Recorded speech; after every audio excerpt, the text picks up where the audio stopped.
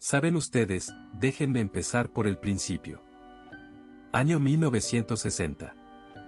Yo tenía 17 años recién cumplidos y vivía en Renca, allá al pie del cerro, en uno de esos conventillos viejos que parecían sostenerse de pura voluntad. Mi madre era todo lo que tenía. Trabajaba lavando ropa ajena hasta que las manos se le ponían blancas como cera. Yo le ayudaba en lo que podía, vendía diarios al amanecer, cargaba bultos en la feria, hacía mandados por unas monedas. Imaginen ese Renca de antaño, no el de ahora. Calles de tierra, acequias abiertas, casas de adobe pegadas unas a otras. El olor del pan caliente al alba se mezclaba con el de los caballos que tiraban los carretones. Los vecinos se conocían todos, los pleitos y las alegrías eran de todos. Yo miraba el cerro Renca todos los días al despertar, ahí imponente, callado, y me decía a mí mismo que algún día iba a cambiar mi suerte. Era pobre, sí, pero tenía juventud y ganas.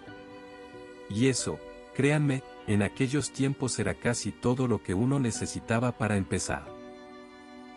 Les cuento cómo era Renca en esos años, porque ya nadie lo recuerda cómo fue. La feria libre se armaba los domingos en la plaza, con los puestos de tomates, papas, pescado fresco que traían desde San Antonio en camiones viejos. El bullicio empezaba antes que el sol y duraba hasta la tarde. Los niños jugaban a la pelota descalzos en la calle, las mujeres tendían ropa en los patios comunes, los hombres conversaban en la esquina con un cigarrillo prendido y la mirada perdida. Uno saludaba a todo el mundo, eso era lo bonito. Doña Rosa la del almacén, don Hernán el panadero, la señora Berta la modista. Cada uno con su historia, cada uno con su dolor. La pobreza no se escondía, pero tampoco se andaba cargando como una vergüenza. Imaginen el aire denso de las tardes de verano, ese olor a tierra mojada cuando regaban las calles para asentar el polvo. Renca era humilde, pesada, áspera. Pero también era nuestra, y eso le daba un calor que el dinero nunca pudo comprar. Yo crecí ahí, entre esas paredes de barro, mirando siempre el cerro. El año 61 cumplí 18. Y fue por esa época que me dio la manía de subir al cerro Renca. Saben ustedes, los viejos del barrio contaban historias de mineros que en el siglo pasado encontraron filones de oro en sus laderas. Algunos juraban haberlo visto con sus propios ojos. Yo escuchaba, con esa fe ciega que solo tienen los jóvenes que no tienen nada. Y empecé a subir. Al principio los domingos, después de misa. Llevaba un pico viejo y una pala que me prestó un vecino. El cerro era duro, las laderas resecas, el sol pegaba como martillo. Cavaba, raspaba, levantaba piedras. Me volvía a casa con las manos en carne viva y la espalda hecha pedazos. La gente del barrio se reía. Me llamaban el loco del cerro, decían que se me había secado el seso. Yo no contestaba. Subía igual, todas las semanas. Mi madre se preocupaba pero no me lo prohibía. Sabía que un muchacho necesita algo en que creer, aunque sea una locura. Y mi locura tenía nombre. Era ese cerro, callado, paciente, mirándome trabajar día tras día sin entregarme nada todavía.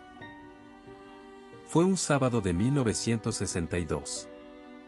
Yo tenía 19 años. Había subido más alto que de costumbre, por una quebrada que nadie usaba. El sol se estaba poniendo y yo ya estaba por bajarme cuando vi algo raro entre la maleza. Una sombra distinta en la roca, como una grieta tapada de matorrales.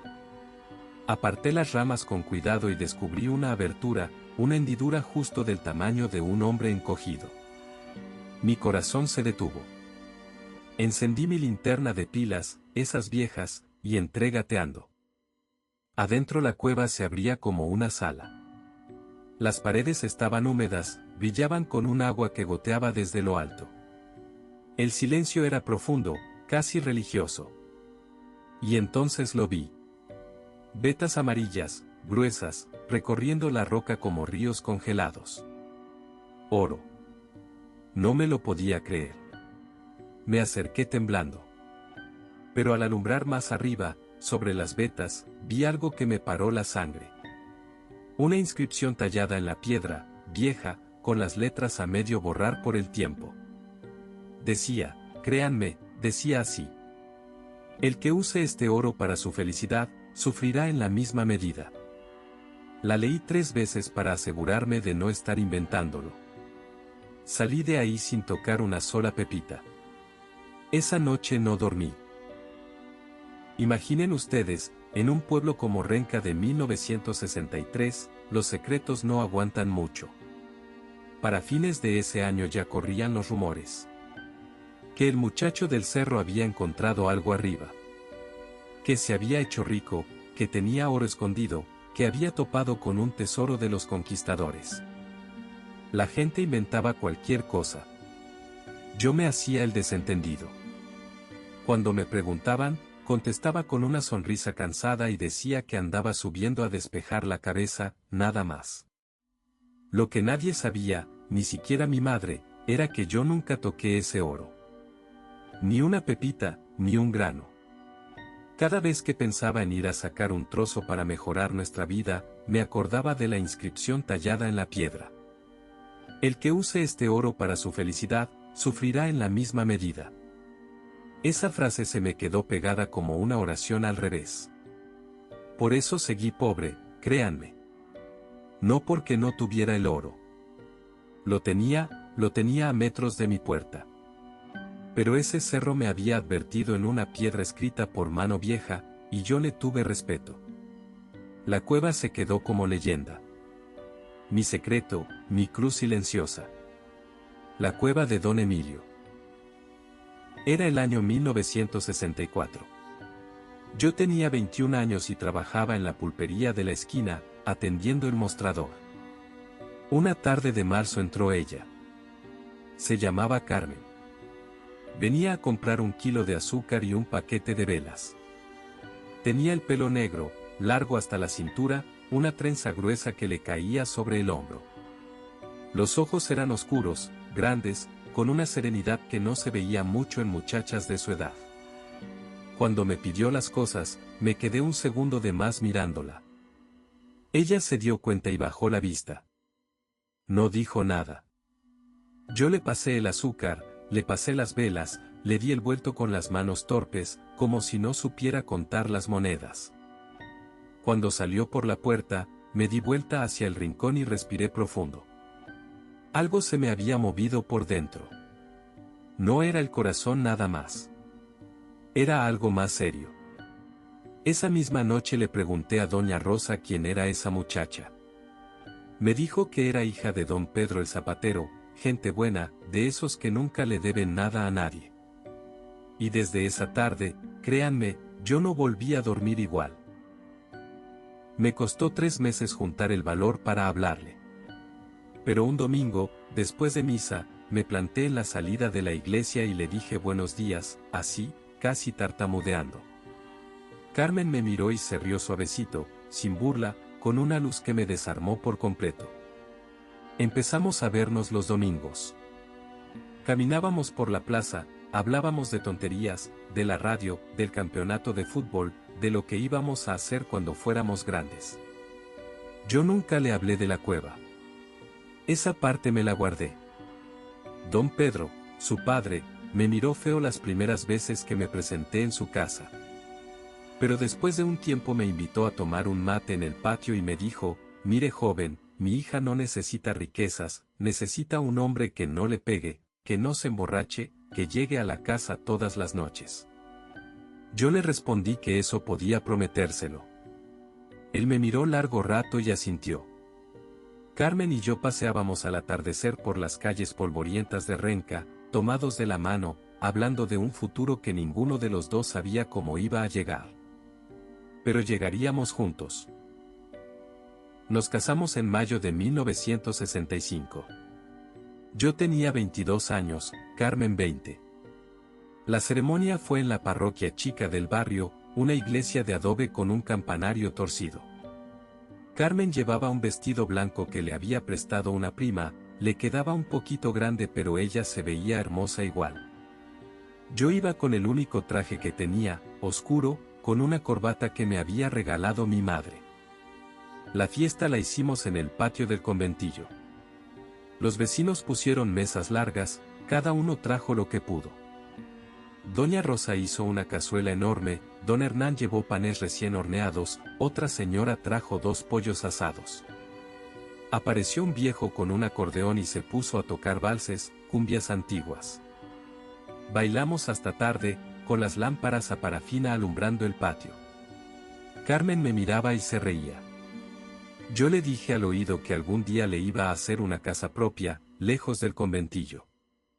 Ella me apretó la mano y me dijo que eso no le hacía falta, que con tenerme a mí le bastaba.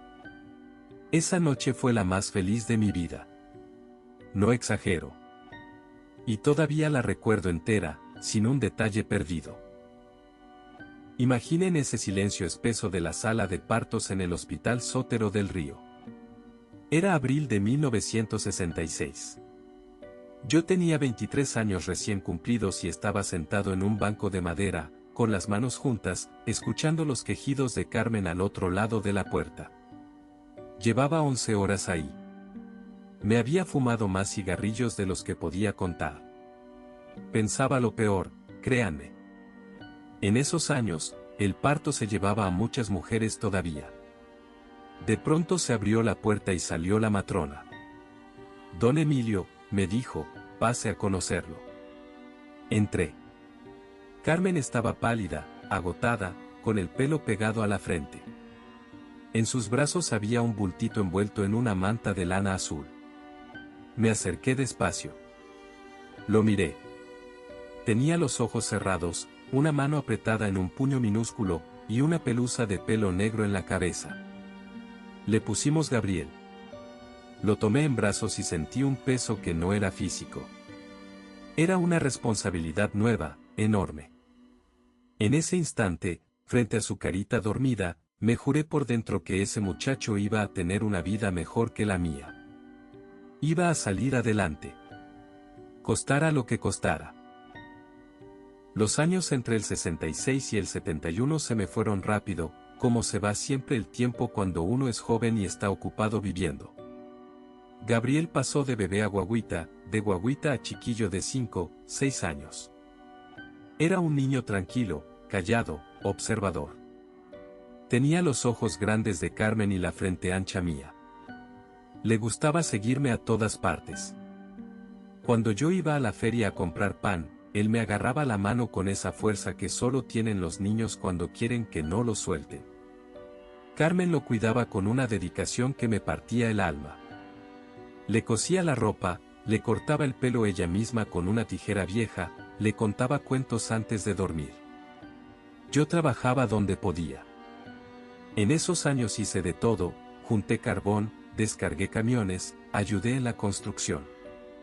La plata nunca alcanzaba pero nunca le faltó comida en la mesa. Gabriel crecía sano y derecho, eso era lo que importaba. A veces, al mirarlo dormir en su catre, yo pensaba en la cueva. Pensaba en cuando le iba a contar. Sabía que ese día iba a llegar. Pero todavía no era el momento. Fue en 1973. Yo tenía 30 años, Gabriel 7. Una mañana de domingo lo desperté temprano. Le dije, ven conmigo, te voy a mostrar algo. Pero tienes que prometerme 2 cosas. Él me miró con esos ojos abiertos como platos y asintió sin preguntar. Subimos al cerro despacito, por los senderos que solo yo conocía. Él iba detrás, sin quejarse, con sus piernitas cortas.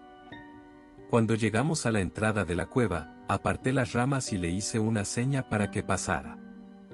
Encendí mi linterna y entramos. Gabriel se quedó mudo cuando vio las paredes brillando con la humedad. Le acerqué la luz a una de las vetas y le dije, mira esto, Gabriel. Esto es oro. Después le subí la linterna a la inscripción, arriba de las vetas. Léela, le dije. La leyó él solito, despacio, con la voz finita de los 7 años. El que use este oro para su felicidad, sufrirá en la misma medida. Le expliqué las 2 reglas. Esto es nuestro secreto. Y nunca, jamás, lo vamos a tocar. Gabriel me miró serio. Lo juro, padre, dijo, las 2 cosas. Yo levanté la mano y le contesté, los 2 juramos. Esa mañana, créanme, firmamos los 2 un trato con el cerro. Llegamos al 83. Yo tenía 40 años, Gabriel 17. Era un muchacho alto, flaco, trabajador, que ya estaba aprendiendo el oficio en un taller mecánico de la calle principal. Saben ustedes, los hijos crecen sin avisar. Un día son niños y al día siguiente uno los ve afeitarse por primera vez. Una mañana de octubre Carmen lo mandó al mercado a comprar cebollas. Cuando volvió, lo noté distinto. Tenía la mirada perdida, las orejas coloradas. Le pregunté qué le pasaba y me dijo que nada. Tardé 2 días en sacárselo. Se llamaba Esperanza. La había visto en el puesto de su madre, vendiendo verduras. Tenía 16 años, pelo castaño claro hasta la cintura, ojos verdes, una sonrisa que iluminaba todo el galpón. Era hija de doña Lucinda, una viuda que había llegado a Renca hacía pocos años desde el sur. Carmen y yo nos miramos cuando Gabriel nos contó. Me acuerdo de la sonrisa de Carmen, esa sonrisa antigua. Me dijo, Emilio, parece que Gabriel se enamoró. Y yo le respondí, parece que sí. Y los 2 nos quedamos un rato en silencio. Sabíamos lo que venía. El primer amor. Eso es algo que nadie esquiva. Imaginen a Gabriel y Esperanza en ese verano del 83. Caminaban por las calles de Renca tomados de la mano, sin apuro, como si el tiempo no existiera para ellos. Se sentaban en los bancos de la plaza al atardecer, hablaban horas. Él le contaba de los motores que reparaba en el taller, de su sueño de tener un negocio propio. Ella le hablaba de querer ser maestra, de los libros que se llevaba prestados de la biblioteca municipal. Era un amor honesto, de los que escasean. Carmen y yo los mirábamos desde la ventana con el corazón apretado de gusto. Una tarde Gabriel me esperó en la cocina, con la cara seria. Padre, me dijo, quiero ofrecerle algo digno a Esperanza. Pero no tengo nada. Me quedé largo rato en silencio. Esa noche, créanme, tomé la peor decisión de mi vida. Subí a la cueva yo solo, en la madrugada, con un cincel y una linterna. Saqué un trozo de oro del tamaño de mi puño. La inscripción me miró desde la roca, callada. Bajé. Se lo entregué a Gabriel envuelto en un paño viejo. Le dije, esto es para tu Esperanza. Pero júrame, otra vez, que esto queda entre nosotros. Gabriel lo aceptó con las manos temblando. Y los 2 rompimos el juramento esa noche. Fue por el invierno del 83 cuando aparecieron en Renca. 3 hombres que no eran de ahí. Llegaban en autos grandes, oscuros, con choferes. Vestían trajes finos, zapatos lustrados, relojes de oro.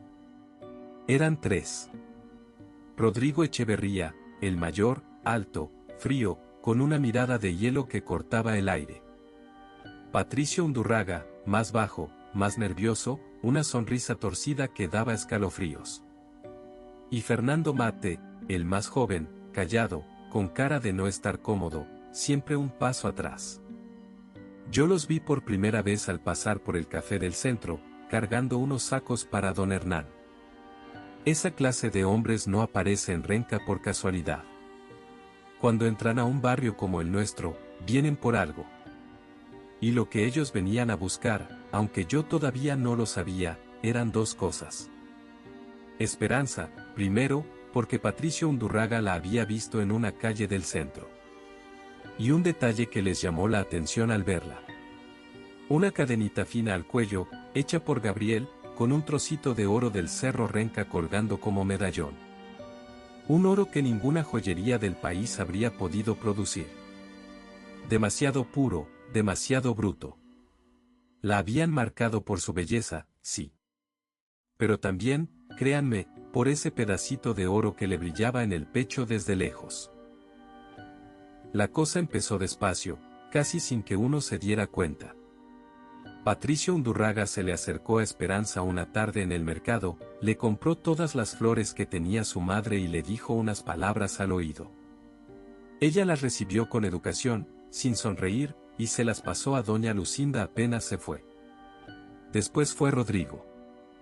Le mandó cartas con un mozo del café, escritas en papel grueso, perfumado. Esperanza las quemaba en la cocina sin abrirlas. Pero los aristócratas no son hombres que se rinden con facilidad. Empezaron a presionar a Gabriel también. Lo encontraban a la salida del taller mecánico, le hacían comentarios. Que estaba muy joven para meterse en serio, que una muchacha así merecía otra cosa, que mirara bien a quien tenía al lado. Gabriel aguantaba. No respondía, no se enredaba. Pero yo le notaba la mandíbula apretada cuando volvía a la casa por las noches. Una vez le pregunté, hijo, ¿todo bien? Y él me dijo que sí, que no me preocupara. Carmen sí se preocupaba. Carmen los conocía.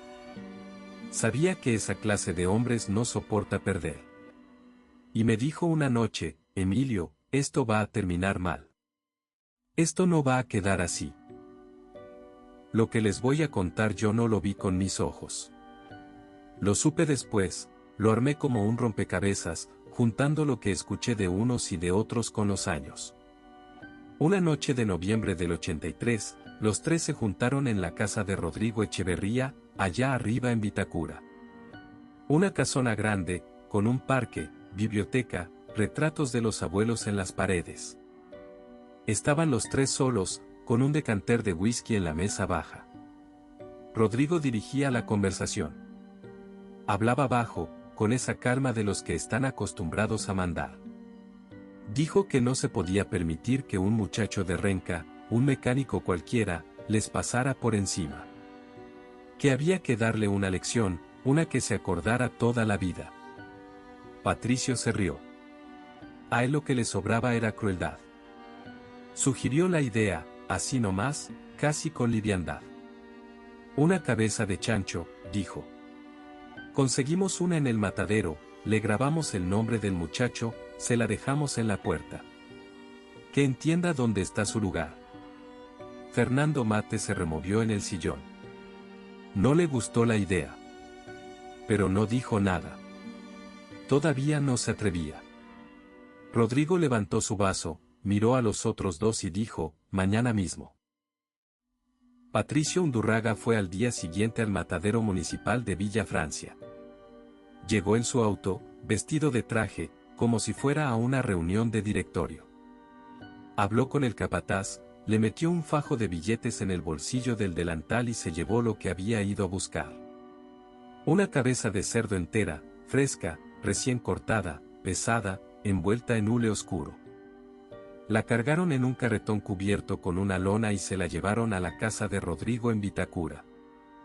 Cuando la descargaron en el patio trasero, los tres se quedaron en silencio mirándola. El olor era espeso, dulce, repugnante. Una mezcla de sangre fresca y de carne caliente que se mete en la nariz y no se va. Fernando Mate se sacó un pañuelo de seda del bolsillo y se tapó la boca. Patricio sonreía con esa sonrisa torcida suya. Rodrigo se acercó a la cabeza y la inspeccionó como si fuera una pieza de museo. Le dio vuelta despacio, le tocó las orejas, le miró los ojos vidriosos. Después se enderezó y dijo, perfecta. Esa palabra, perfecta, dicha con esa voz, créanme, fue lo más helado que escuché contar nunca. Pusieron la cabeza sobre una mesa de carpintero en el galpón del fondo. Patricio se sacó la chaqueta, se arremangó la camisa y agarró un cincel y un martillo de mango corto. La idea era de él, así que la iba a ejecutar. El primer golpe rompió el silencio del galpón con un sonido seco, áspero. La piel del animal cedió, se abrió, dejó una hendidura oscura. La letra G. Patricio respiró, midió, golpeó otra vez. La A. La carne se levantaba en pedacitos cada vez que el cincel mordía. Una B. El olor se hacía cada vez más fuerte con el calor del trabajo. Una R, una I, otra E, una L. Gabriel. Letra por letra, golpe por golpe, en la frente de ese animal muerto. Rodrigo lo miraba con los brazos cruzados, sin pestañear, como un padrino mirando un sacrificio. Fernando Mate estaba apoyado en la pared del fondo, pálido, apretando los puños. Una vez tuvo que salir a respirar afuera. Cuando Patricio terminó, dejó el cincel en la mesa, se limpió las manos con un trapo y dio 2 pasos atrás. Los tres miraron lo que habían hecho. Esa cabeza, marcada con el nombre de Gabriel. Un símbolo. Una amenaza. Un pacto firmado en sangre. Esa misma noche, ya tarde, los tres volvieron a juntarse en la biblioteca. Fernando Mate habló primero, con la voz temblorosa. Dijo que la cosa había llegado demasiado lejos. Que él no era capaz de seguir. Que un muchacho de 17 años no merecía que le hicieran eso, fuera de la clase social que fuera. Rodrigo lo escuchó hasta el final, sin interrumpirlo, con esa quietud suya que era peor que cualquier grito. Después dejó su vaso en la mesa, lo miró fijo y le dijo despacio: Fernando, tu padre me debe 600 millones de pesos. Lo sabes tú, lo sabe él, lo sé yo. Si esa deuda se conoce, tu apellido queda en el barro mañana mismo. Tu madre no vuelve a salir de la casa por la vergüenza. Tu hermana no se casa con nadie. ¿Eso es lo que quieres? Fernando se quedó mudo. Patricio sonrió en la sombra. Rodrigo siguió: así que tú vas con nosotros esta noche. Tú vas a estar ahí, con nosotros, hasta el final. Porque si flaqueas ahora, te hundo a ti y a tu familia entera. Fernando bajó la cabeza. Asintió. Lo había roto, así de simple. Y los tres salieron juntos, en silencio, hacia la calle de la Concepción, hacia donde Gabriel estaba caminando sin saber nada. Era una noche de noviembre del 83. Hacía frío, una garúa fina caía sobre Renca, mojaba las calles de tierra y dejaba ese olor a barro que solo conoce la gente del barrio. Carmen estaba parada en la ventana de la casa, esperando a Gabriel. Él había salido a despedirse de Esperanza, como hacía todas las noches a esa hora. Yo estaba en la cocina lavando un jarro. Y ella, desde la ventana, dijo de pronto: Emilio, hay alguien en la calle. Me asomé. La calle de la Concepción estaba vacía, oscura, las pocas ampolletas amarillas titilaban con la lluvia. Pero al fondo, casi disolviéndose en la sombra de los árboles, había 3 figuras paradas, quietas, esperando. 3 siluetas. Carmen apretó el alféizar con las 2 manos. Y a lo lejos, por el otro extremo de la calle, apareció Gabriel. Caminaba con las manos en los bolsillos, despreocupado, silbando bajito. Yo sentí que el corazón se me detuvo. Y mientras Gabriel se acercaba a las 3 sombras, créanme, recordé en un solo destello la inscripción de la cueva. El que use este oro para su felicidad, sufrirá en la misma medida. Supe, en ese instante, que la cuenta del cerro había empezado a cobrarse. Hasta acá llega el primer capítulo. Lo que pasó después, todavía me cuesta contarlo. Si esta historia te heló la sangre, ya saben qué hacer. Like, suscripción y comenten. La cueva de Don Emilio tiene muchas más historias que contar. Hasta la próxima, si es que se atreven.